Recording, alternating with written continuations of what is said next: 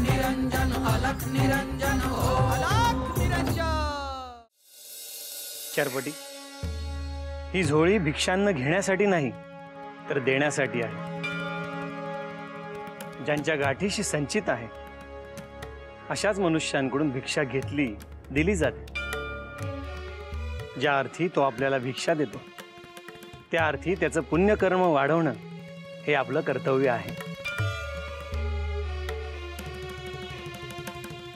त्याचं दुष्ट शक्तींपासून रक्षण करणं, त्याच्या संचितामध्ये भर घालण्याचं कार्य आपलं आहे।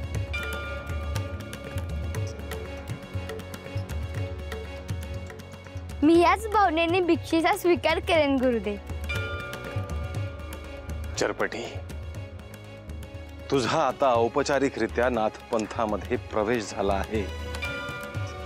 सज्जनांचं रक्षण आणि दुर्जनांचं निर्दालन हे नाथपंथाचं कार्यसूत्र तुला सुद्धा अंगी बाळगायचं आहे। या पुढील आयुष्यात तुझ्या मनामध्ये केवळ एकच ध्यास असू दे आणि तो म्हणजे या जीवसृष्टीचं कल्याण कार्य। चरपटी, आजवर तुला जी शिकवण मिळाली आहे, जे ज्ञान प्राप्त झालं आहे, त्याचा उपयोग तू जनमानसासाठी कर। तुझ्या आजूबाजूला जो अंधकार आहे तो तुला मिटवायचा आहे। लोकांचं दुःख निवारण करत असताना त्यांना तुला भक्ती मार्गावर आणण्याचं कार्य करायचं आहे।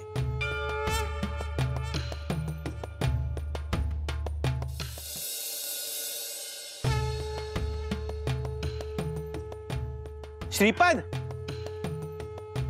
ते गावातले केरबा आणि नलू तुला शोधत होते। तू कुठे आहेस म्हणून विचारत होते। मी मंदिरापाशी गेलो होतो। काय काम होतं त्यांचं? आम्ही विचारलं रे, पण त्यांना तुलाच भेटायचं होतं। गडबडीत घरी गेले बघ ते। त्यांची कपिला गाय सापडत नाही असं मला दिसतंय। त्याबद्दलच त्यांना माझ्याशी बोलायचं असेल। पाहतो मी, येतो।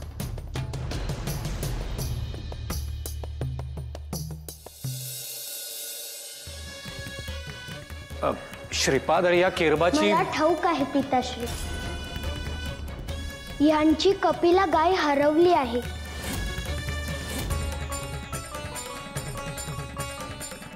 श्रीपाद, आता तूच वाट दाखव बाबा।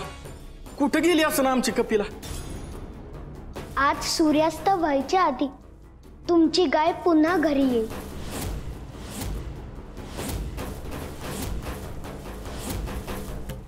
येतो आम्ही।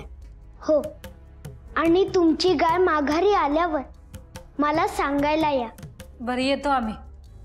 चल। श्रीपाद, कुठे निघून गेली यांची गाय? आई, कपिलाला समजलं आहे की घरातला कर्ता माणूस जाणार आहे। म्हणजे केरबा मरणार आहे?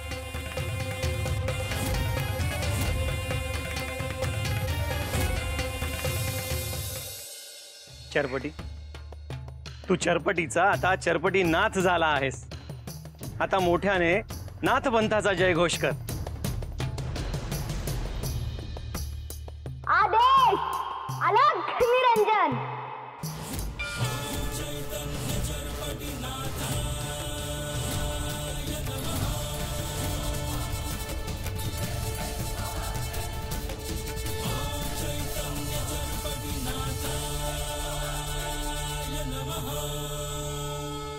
शुभम भवतु।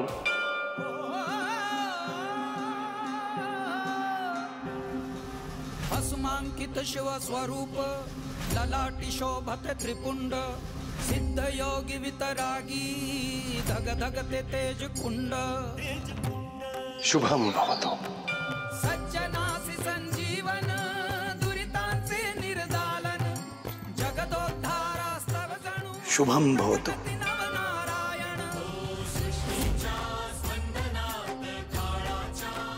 चरपटी, आता तू गावात जा।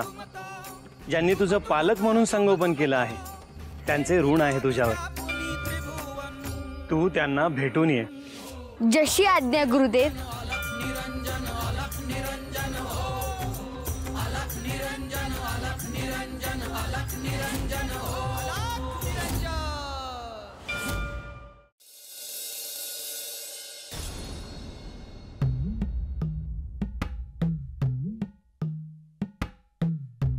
काय रे श्रीपाद, सुमती आम्हाला सांगत होती की त्या केरबाचा मृत्यू होणार आहे आणि हे जाणवलं म्हणून त्याची गाय निघून गेली म्हणे. हो आजी, हे सत्य आहे. प्राण्यांची किती माया असते आपल्या मालकावर, त्यांचं दुःख ते पाहू शकत नाही. श्रीपाद, पण मग आता पुढे काय होईल? तू म्हणालास त्याप्रमाणे ती गाय परत येईलच, पण केरबाचा खरंच मृत्यू होईल का? मला जे दिसत आहे त्यावरून तेच स्पष्ट होत आहे पिताश्री. श्रीपाद, अरे त्याचा मृत्यू होणं हे खरंच खूप वाईट आहे रे. ते पाहून त्याच्या गाईलाही खूप वेदना होती. आई, ते दोघे येऊन मला भेटले आहेत. केरबाने त्या गाईवर अपार माया केली आहे. त्या गाईला त्याचा लळा आहे. तिचंही त्याच्यावर खूप प्रेम आहे. एखाद्यावर असलेल्या अतूट प्रेमाने त्याचे प्राणही यम लोकातून खेचून आणले जाऊ शकतात.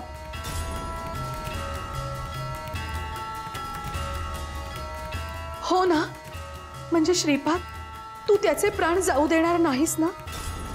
खरं तर हे निसर्ग नियमांच्या विरोधात आहे, पण त्याच्या गाठीशी संचित आहे.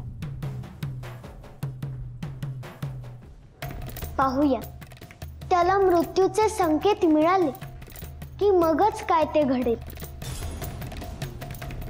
आता मी गाईला त्याच्या घरी जायला सांगितलं आहे.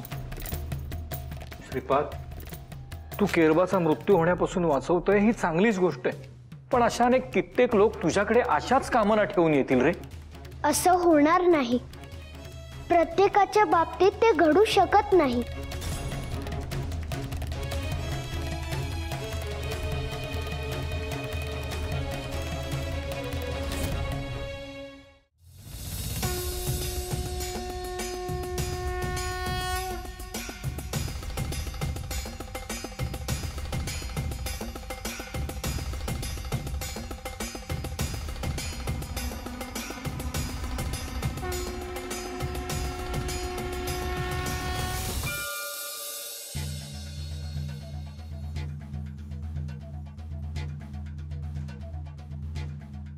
श्रीपाद, तू नलूचं नवऱ्याचं सांगितल्यापासून ना माझ्या मनात सारखे तेच विचार येत आहेत रे.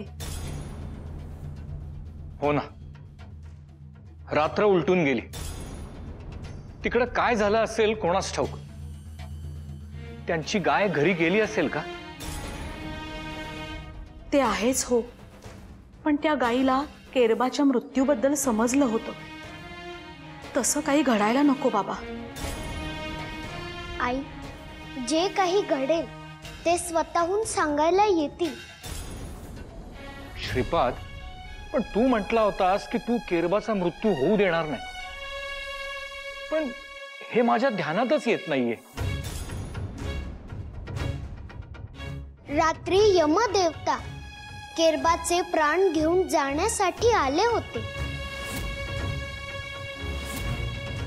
पण मी त्यांना गावाच्या वेशीवरच थांबवलं आणि मी केरबाच्या गाईला सांगितलं होतं तसं ती घरी गेली आहे. श्रीपाद, हे ऐकायला काहीसं विचित्रच वाटतंय. मृत्यूचं गाईला आधीच कसं जाणवू शकतं? गाय ही केवळ प्राणी नाही, तिच्यात अनेक देवतांचा वास आहे. तिला मनुष्याच्या भाषेत बोलता येत नाही, पण सर्व काही जाणवतं. तिच्याकडे फार ममत्व आहे. तिला सगळ्या भावना आहेत. फक्त तिला समजून घेणारं कोणी नाही. ते काही असू देत श्रीपाद, पण एखाद्याच्या घरचा माणूस जाणं हे चांगली गोष्ट नाही रे. तू म्हणालास तसं जर त्यांचा जीव वाचला तर फार बरं होईल रे.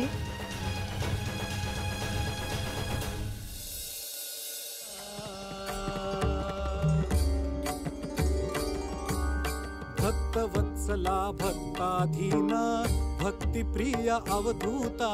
भक्तवत्सला भक्ताधीना भक्तिप्रिय अवधूता.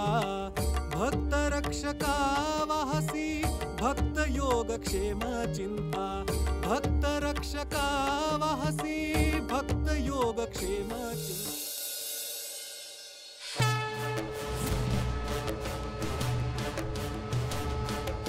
ब्रह्मदेवापदस्पर्शी जन्मला सिद्धयोगी. दिक्पलायन नारायण अवतरला. तो सिद्धयोगी चरपटीनाथ जाहला.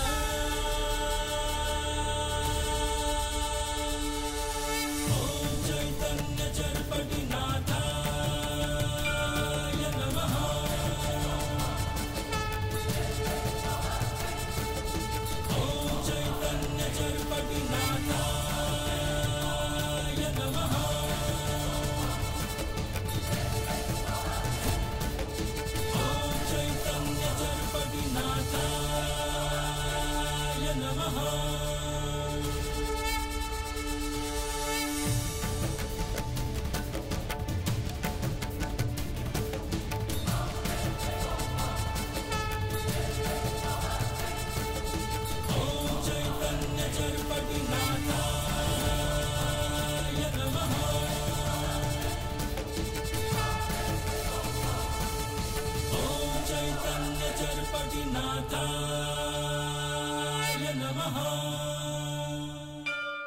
झरपटी हे काय आहे? दत्तगुरूंनी मला अनुग्रह दिला आहे. आता मी इथून निघालो आहे. का जातोय झरपटी? नको जाऊस. चरपटी, तू लहान आहेस अजून. इथून कुठे जाणार? कसा राहणार? काय खाणार? हे सगळं कसं शक्य करणार आहेस तू? आमचा एक झरपटी, नको जाऊस. घरच्यांनी नाही ऐकलं ना तर मी स्वतः झोपडी बांधून तुझ्या सोबत राहील. पण तू इथेच थांब. हा, मला जावं लागेल आई. अरे पण चंद्रा, मला वाटतं आपण नको थांबवायला याला. जाऊ दे त्याला. आपला कार्यभार आता संपलाय. तो नाही थांबणार. तुमचे ऋण माझ्यावर कायम राहतील.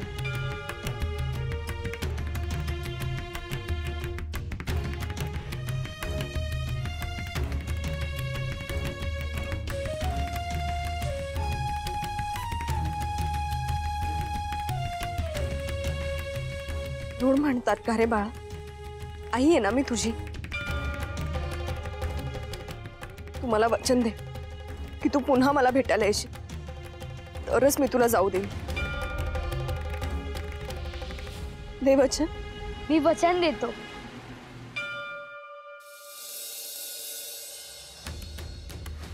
चरपटी, तू एकटा आहेस असं तुला वाटेल, परंतु आम्ही सगळे तुझ्या बरोबर आहोत. ज्या ज्या शक्तिपीठांचं दर्शन तू घेशील तिथून तुला जी ऊर्जा मिळेल ती महत्वाची आहे.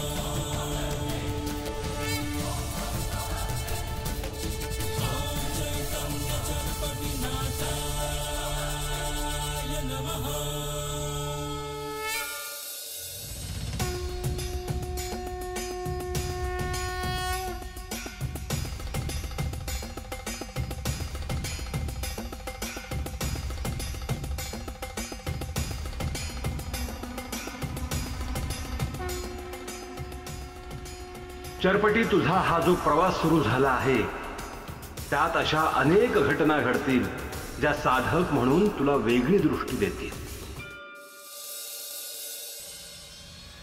श्रीपाद आहेस का रे?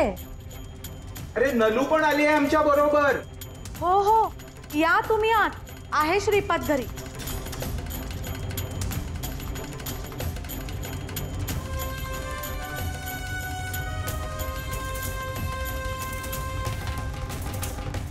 तुझी गाय परत आली का?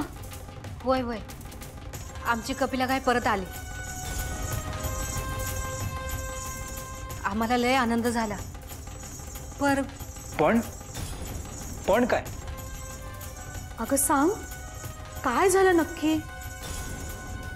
हवं आता काय सांगू तुम्हाला. एक नीट झालं तर दुसरं बिघडलं.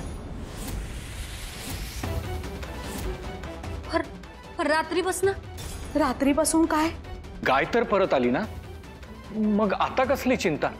हवं चिंता नाही, पण रात्रीपासून कसं नुसंच होतंय त्यासनी.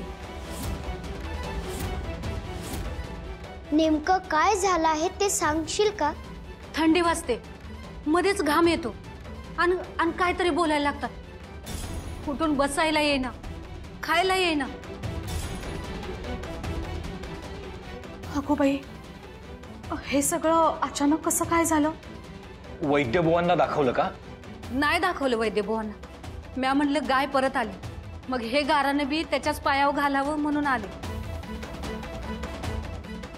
श्रीपाद बाळा, आता तूच हे कोडं सोडव बघ. कोडं? कोडं कसलं? कोडं म्हणजे आता हा प्रश्न श्रीपादच सोडवेल असं म्हणायचंय तिला. नलू, आता तुला तुझ्या नवऱ्याची काळजी घ्यायची आहे. म्हणजे त्यासनी काय झालंय?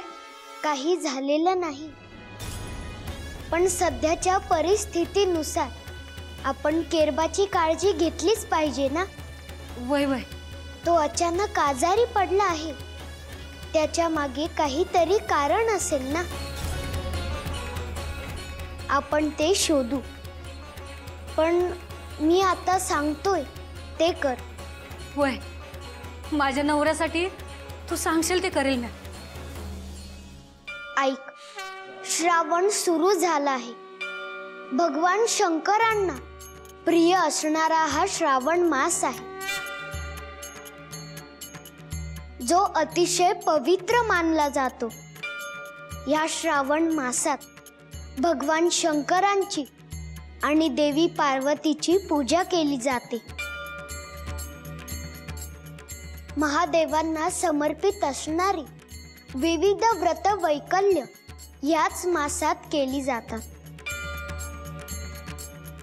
आता तुम्ही तुमच्या घरी परत आलेल्या गायीचं पूजन करा. सर्वात आधी तिला आंघोळ घाला आणि तिच्या खुरांना काऊ लावा. तिच्यासाठी गोडाचा नैवेद्य तयार करा. तिला ओवाळा. तिची यथाशक्ती पूजा करा. तिची पूजा झाल्यावर तिचे गौमूत्र केरबाच्या अंगावर थोडे शिंपड. एवढे कर, मग आपण बघू. श्रीपाद, तू जसं सांगितलं तसं समज करते म्या. माझं धनी आजारातून बरं होतील हेच पाहिजे मला. बरं, येते म्या.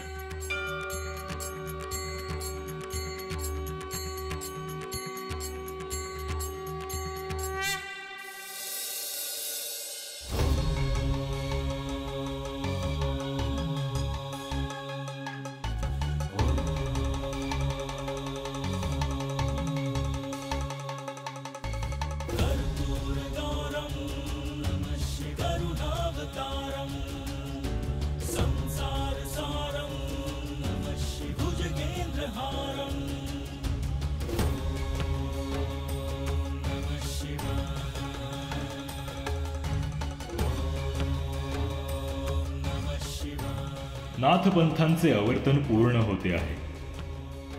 नाथपंथाचे भक्त आहेत त्यांना श्रावणातल्या सोमवारी मी असा उपाय सांगेन ज्याने भक्तांचे सर्वार्थाने कल्याण होईल.